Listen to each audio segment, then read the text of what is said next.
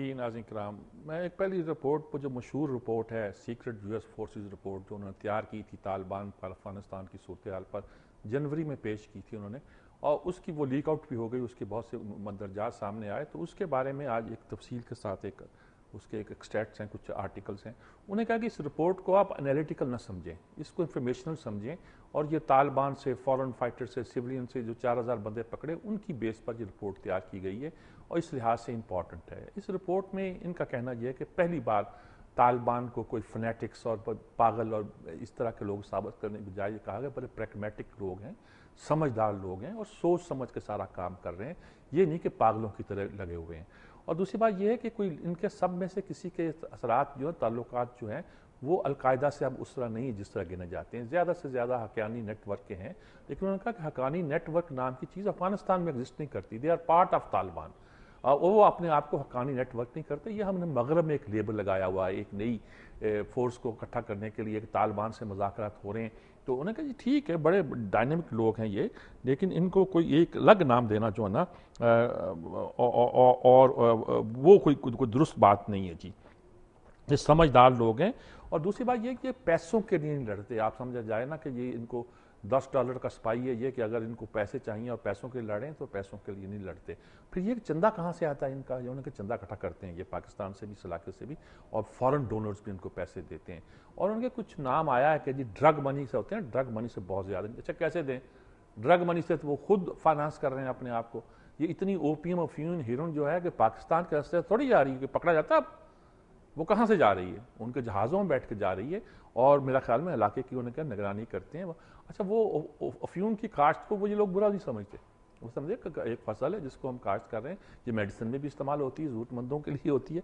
बहरहाल उन्होंने कहा जी कि अब उसको सिर्फ उस नाम से वाबस्ता नहीं करते, और कहते हैं कि फिर इस रिपोर्ट में ये भी है कि तालिबान के बारे में कि आर दे विनिंग और लूजिंग।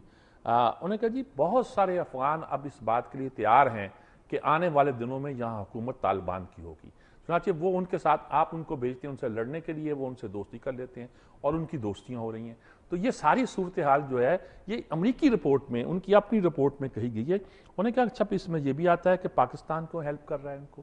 उन्होंने सीधी बात है कि शमाली इत्तेहाद को और दूसरे लोगों को ईरान और इंडिया और करज़ई वगैरह की हमायत हासिल है, और पाकिस्तान को जो चाहिए कि उनका ये कॉन्सेप्ट है कि यहाँ एक फ्रेंडली हुकूमत हो, तो उसके लिए ये सारा बहुत सारा काम है। और जिसकी वजह से अब कुछ नक्शे भी आए हैं, कुछ और चीज़ें भी आए हैं। बहरहाल वो ज़्यादा इंटरेस्ट नहीं है हमारा, ये जो बेसिक चीज़ें थी इसको मैंने अर्ज़ किया जी। अच्छा, आज फ्रेडमैन का एक आर्टिकल है, ये उसने दोबारा इस तरह की बात कही है। पहले मैं इसका कोट करता रहता था। उसने एक कैंडिडेट ब्लूमबर्ग था जो विड्रॉ करके इंडिपेंडेंट था, 15-20% तक रेटिंग भी उसकी पहुंच गई थी। वो इंडिपेंडेंट था, जिसको हम थर्ड ऑप्शन पाकिस्तान में कहते हैं, और जिस पर मैं कहा करता था पहले मैं इसकी बता दूं कि ये कहते हैं कि साहब ये कैंडिडेट खड़ा हो जाए ना तो सैनिटी आ जाए दोनों में, और रिपब्लिकन कैंडिडेट में जो मिता रोमी कुछ जो भी होगा उसमें, और डेमोक्रेट कैंडिडेट ओबामा में आ जाए। होता यह कि दो पार्टियां लड़ती हैं और एक एक्सट्रीम पे ये होती हैं, एक एक्सट्रीम पे होती हैं, वो उसको विन ओवर करना चाहता है, वो इसको विन ओवर करना चाहता है, सच्चाई कहीं दरमियान में खो जाती है। वो कहता है कि ये तीसरा ऑप्शन ब्लूमबर्ग जो है, अगर ये खड़ा हो जाए, इस फिलंथ्रोपिस्ट है, पैसा भी है, वो खर्च भी करना चाहता है, उन्होंने कहा सारा पैसा उसका ज़ाया हो जाएगा अगर ये निज़ाम ठीक ना हुआ। और निज़ाम बहस है कि टैक्स कट करो या टैक्स लगाओ या क्या करो, वो बहस छोड़े, हमारे ज़्यादा इंटरेस्ट में फ़िलहाल नहीं है। वो कहते हैं जी इनमें सैनिटी आ जाए, वो जीतेगा नहीं, चलिए तीसरा थर्ड ऑप्शन, और कहते थर्ड ऑप्शन जीतेगी नहीं, लेकिन यह है कि ब्लूमबर्ग के आने से इन दोनों की बातों में और डिबेट जो प्रेसिडेंशियल हो रही है उसमें एक माकूलियत आ जाएगी, और यही बात हमारे सिस्टम को, निज़ाम को ठीक कर देगी। उन्होंने कहा कि आइंदा 4 साल हमारी ज़िंदगी और मौत की जंग है, हमें इस जंग में एक सैनिटी की ज़रूरत है।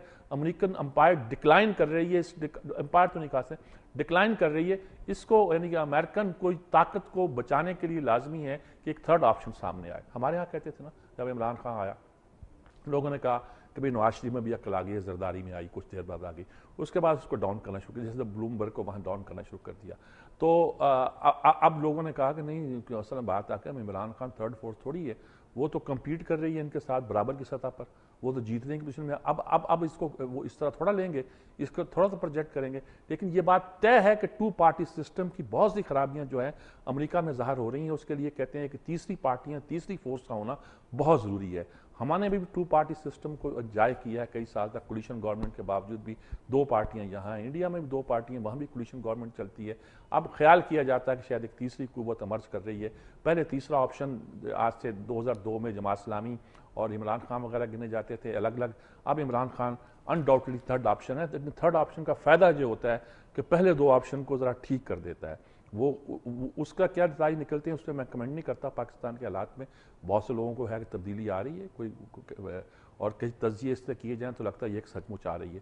کچھ کہتے ہیں نہیں جی ان کو تبدیل کر دیں گے, لیکن یہ ہے کہ اسٹیبلشمنٹ ان کو شاید آنے نہیں دیں, کچھ کرنے دیں. کچھ کہتے ہیں اسٹیبلشمنٹ ہی لا رہی ہے. بڑے قصے کمپلیکیٹڈ ہیں, لیکن ہمیں اس ایگنی میں سے گزرنا چاہیے. ایگنی کا مسئلہ آ گیا. ابھی ایک جرنلسٹ کا انتقال ہوا ویلس نام کا.